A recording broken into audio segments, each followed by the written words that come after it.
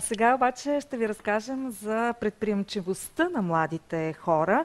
Голяма част от тях казват, че искат да работят за себе си, да нямат шеф над тях, за да не се чувстват зависими. За такъв случай сега ще ви разкажем. Рапърът Бисер Тодоров, известен с прякора Биско, набира все по-голяма популярност в музиката. 20-годишното момче споделя, че когато трябва да прави песните си, среща много трудности в звукозаписните студия. Аз лично съм бил много пъти прецакван в компании, много хора са ми обещавали, ще издадеш албуми, ще такова, обаче някой, както един мой приятел Иван Тишев от Революция Z ми каза, така сега те засмуква. И това става. И нищо не ти връщат за твоя труд.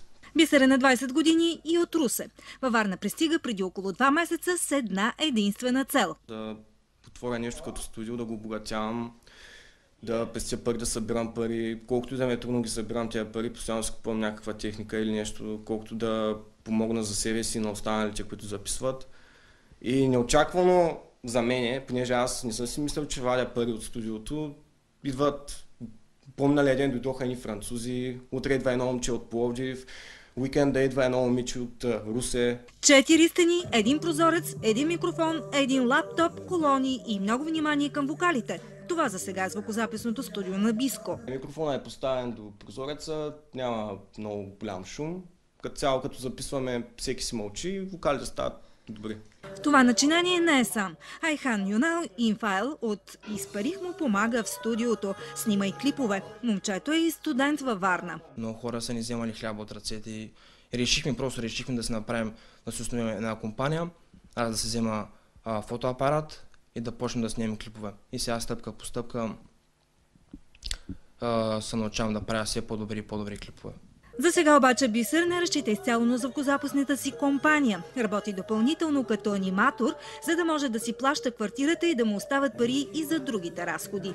Казва, че винаги му е било трудно и в началото като рап изпълнител не му е било лесно. Аз имах много хейт, много хейтери.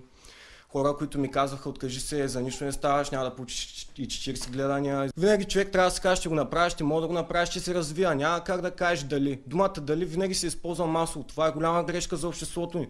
Защото като цяло хората са създадени с някаква мисия, някакво развитие, да променят света, да променят мисленето. Един човек може да промени едно мислене на един голям свят. Затова и най-голямото желание на Биско е да помага на талантливи млади хора, чието мисли могат да се чуят чрез музиката им. Нещо, което се опитва да прави и самият той.